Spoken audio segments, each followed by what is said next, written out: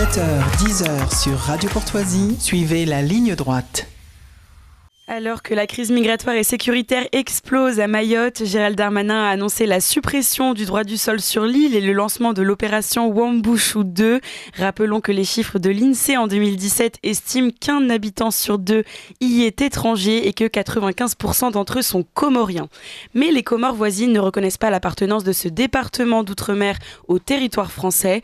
Ce point de crispation s'est accentué ces derniers jours avec la Russie qui a réaffirmé sa position pour les Comores et donc contre l'autorité française. Andrei Andreev, l'ambassadeur de la Fédération de Russie en charge des relations avec les Comores, a exprimé une nouvelle fois la volonté de la Russie d'aider les Comores à récupérer la souveraineté de Mayotte, ce qui est selon lui leur droit légitime. Alors pourquoi la Russie s'engage-t-elle dans cette querelle, vieille d'exactement 50 ans déjà? Pour comprendre la situation, nous recevons Éric Denessé. Bonjour Éric Denessé. Bonjour. Vous êtes le directeur du CF2R, le Centre français de recherche et sur le renseignement. Vous êtes auteur de nombreux ouvrages, et notamment ces deux derniers aux éditions Ellipse, La géopolitique au défi de l'islamisme et Au Karabakh, le livre noir. Merci d'être avec nous ce matin. Merci à vous. Alors pourquoi ce lien d'abord privilégié entre l'archipel des Comores et la Russie ? Alors, il n'y a pas de lien particulièrement privilégié. Il faut dire que la Russie, aujourd'hui, fait flèche de tout bois pour lutter contre la France et que, bien sûr, elle utilise l'argument de l'appartenance de l'île de Mayotte aux Comores. Alors, en partie, il faut bien le reconnaître, avec une méconnaissance, si ce n'est une négation je dirais, de la volonté des habitants des Comores qui, lors de l'indépendance accordée à l'archipel, avaient décidé, en tout cas pour ceux qui sont à Mayotte, de rester français. En 1974, c'est ça. Donc ça fait Absolument. Déjà 50 ans que Mayotte a choisi de rester en France et les Comores d'en sortir. Et la position russe était déjà telle qu'aujourd'hui, en 1974, donc elle n'a pas changé, ou alors elle est vraiment nouvelle face aujourd'hui à la crispation entre la France et les Comores. Écoutez, on ne peut pas comparer les choses puisque la Russie n'existait pas à l'époque, c'était l'Union soviétique. On était en fin de période de décolonisation, puisque 1974, c'est aussi l'indépendance de Djibouti. Donc, effectivement, en pleine guerre froide à la tribune des Nations Unies, le point de vue de Moscou était une décolonisation complète des anciens territoires que contrôlaient les adversaires occidentaux au sens large. Et alors, au-delà de la France, parce qu'on va y revenir, pourquoi est-ce que la Russie choisit de soutenir les Comores, c'est-à-dire est-ce que les Comores représentent un point stratégique en mer Chaude, par exemple, notamment pour sa défense, mais aussi pour les trafics commerciaux? Non, pas du tout. Ce qui se passe aujourd'hui, c'est que la Russie a décidé d'entrer dans une forme de conflit, de belligérance avec la France. Alors, on le voit à travers des actions d'espionnage, on le voit avec des tentatives de subversion et de déstabilisation comme celle-ci, on le voit aussi avec la désinformation. Donc, il y a une véritable offensive russe contre laquelle nous devons lutter le plus efficacement possible. Mais j'ajoute, nous sommes totalement responsables de cette agressivité russe à notre égard, puisque depuis maintenant 2 ans, nous ne cessons de soutenir l'Ukraine, même si la France est probablement l'un des plus petits contributeurs à la guerre en Ukraine.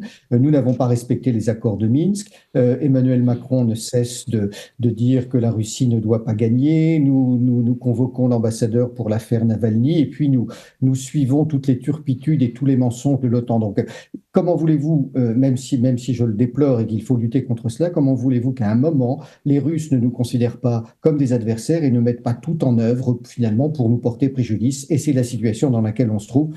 Les Comores n'en sont qu'un exemple, puisqu'on l'a vu depuis déjà près de 18 mois dans toute l'Afrique sahélienne avec l'intervention des sociétés du groupe Wagner.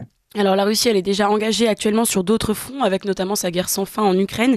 N'est-ce pas seulement qu'une provocation? Vous parlez d'offensive russe, effectivement, mais n'est-ce pas qu'une provocation pour la France, puisqu'un véritable engagement aux côtés des Comores ne semble pas être dans la priorité de la Russie aujourd'hui?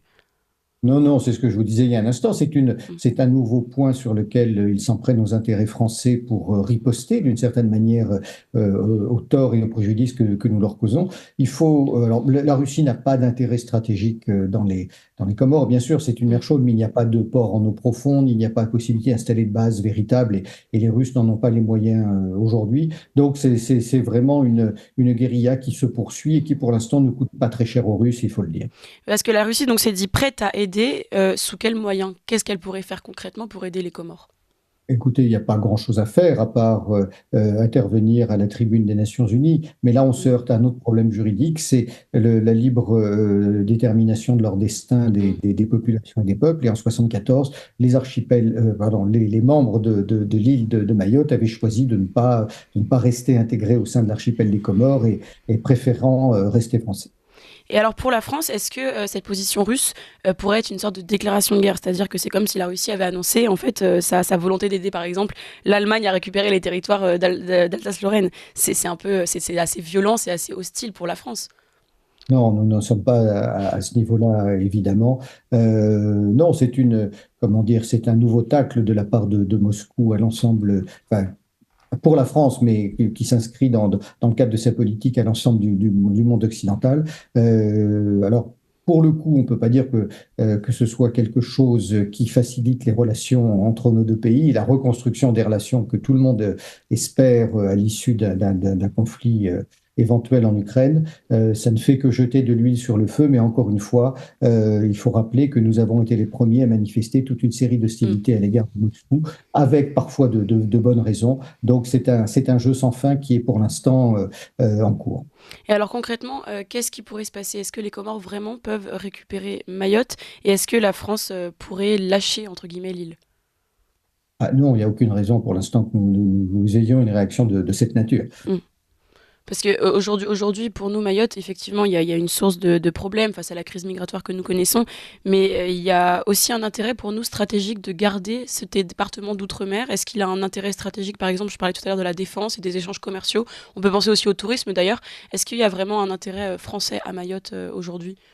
Non, je crois qu'il faut être très clair de tous nos départements, régions, territoires et communautés autonomes d'outre-mer. Mayotte ne représente pas celle qui a le plus d'intérêt. D'ailleurs, on peut même considérer que sur un plan moral, parce que sur le plan juridique, c'est toujours plus difficile à prouver, que le fait qu'une île de l'archipel n'ait pas voulu rester avec les Mm, autres au moment de l'indépendance est une sorte d'anomalie, il faut être très clair. Mais je crois qu'il là aussi, il faut être extrêmement précis. C'est parce que les populations locales au-delà d'un attachement à la France qu'il faudrait vraiment démontrer, d'un patriotisme, souhaiter longtemps encore profiter des avantages que leur permettait mm. l'appartenance à la communauté française. Maintenant, sur le plan, il y a toujours plusieurs questions. Qu'est-ce que ça représente sur le plan stratégique et sur le plan Mm. économique? Sur le plan économique, malheureusement, l'île ne recèle d'aucune ressource naturelle qui pourrait être intéressante. Il n'y a que les eaux territoriales et les zones économiques exclusives autour de cette île, mais qui sont extrêmement limitées. Et puis, de toute façon, malheureusement, la France, qui est la deuxième nation au monde à disposer du plus grand domaine maritime, n'exploite pas les fonds et les océans dont elle a finalement, d'une certaine manière, la forme de propriété. Donc, voilà, on pourrait dire que sur le plan économique, ça ne représente pas beaucoup d'intérêt. Sur le plan militaire, malheureusement, non plus, parce que d'abord, nous sommes présents à La Réunion, nous contrôlons encore ce qu'on appelle les îles éparses dans le canal du Mozambique, Bassas des India, enfin, Europa, toute une série d'autres îles, sur lesquelles nous avons des garnisons d'une dizaine d'hommes. Donc là encore, pas de possibilité véritable de créer ni des bases aériennes, ni des bases navales. Donc tout ça reste des confettis de l'Empire qui sont Mm. uniquement finalement très intéressantes pour les eaux territoriales, mais je dirais de manière extrêmement pragmatique, si ces quelques îles-là, dont Mayotte, disparaissaient, ça ne porterait pas préjudice à nos intérêts. Ce serait malheureusement peut-être un signal qui serait expressé par d'autres communautés d'outre-mer pour réclamer l'indépendance. Donc il faut être très prudent. Et pour enfin pour les Mahorais qui veulent eux rester français, ça pourrait se faire donc en dépit de leur volonté, en dépit enfin quasiment en violation de leur souveraineté. Oui, alors malheureusement, là je ne suis pas assez spécialiste des questions de droit international pour savoir si ce serait une faute de la part de la France ou pas. Mm. Mais après, il faudrait se poser la question pour ce qui est des Mahorais, voilà, de savoir quels sont leurs véritables intérêts à rester français. Et on le voit bien aujourd'hui avec les problèmes liés à l'immigration. Voilà, ce serait, Mm. je pense que c'est une question épineuse, mais qui peut être résolue, mais à condition de l'étudier sérieusement. Et alors du côté des Comores, ne seraient-ils pas les perdants? Alors si aujourd'hui ils récupéraient le territoire de Mayotte, ils perdraient également une destination phare qui les amène vers la France directement. Alors, oui, je vais vous dire pour les Comoriens, parce que pour l'archipel des Comores, ce serait de Pour les toute Comoriens, façon oui. la réunion d'une île à l'archipel qui est leur réclamation, même s'ils n'en font pas je dirais, beaucoup de bruit systématiquement. Effectivement, pour les Comoriens qui cherchent à rejoindre Mayotte, puis la France, ou en passant souvent par la Réunion, ce serait effectivement une porte qui se fermerait. Voilà, mais on est de toute façon confronté à ce type d'immigration d'intérêt et qu'il convient d'arrêter quand on voit les effets terribles qu'elle a non seulement sur l'île de Mayotte et puis les conséquences qu'on observe en France depuis malheureusement plusieurs décennies. Alors, il n'y a pas bien sûr que les Comoriens qui sont à l'origine de cette immigration, mais voilà, c'est un des flux qui existe évidemment et qui n'est pas le plus important aussi, il faut le préciser.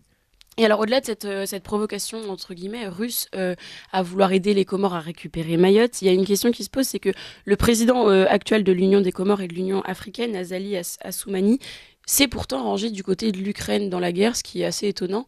On comprend qu'il y a quand même encore un travail de négociation assez important à faire du côté de la Russie pour avoir comme véritable partenaire, on va dire, les Comores.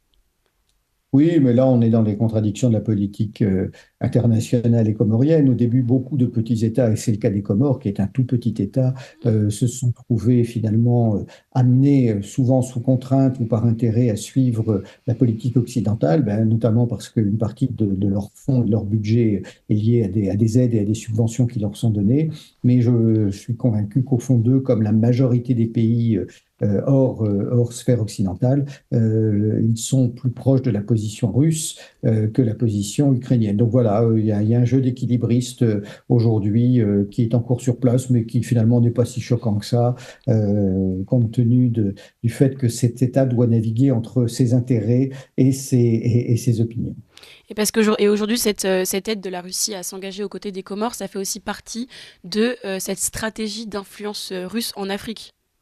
Et bien sûr, parce qu'effectivement, ils cherchent à gagner, je dirais, un État de plus dans leur politique, enfin dans le soutien de leur politique. Et donc, effectivement, vu que c'est un petit État, Moscou peut tout à fait aider financièrement les Comores et s'y substituer à l'argent que peuvent leur donner la France et les Occidentaux en général. Et donc étendre son influence en Afrique. Bah écoutez, un immense merci Éric Dénessé. Je rappelle que vous êtes le directeur du CF2R, le Centre français de recherche sur le renseignement. Merci beaucoup pour votre éclairage et puis à très bientôt pour d'autres points sur la situation avec la Russie ou d'autres pays. Merci encore. Merci à vous. Au revoir. Au revoir.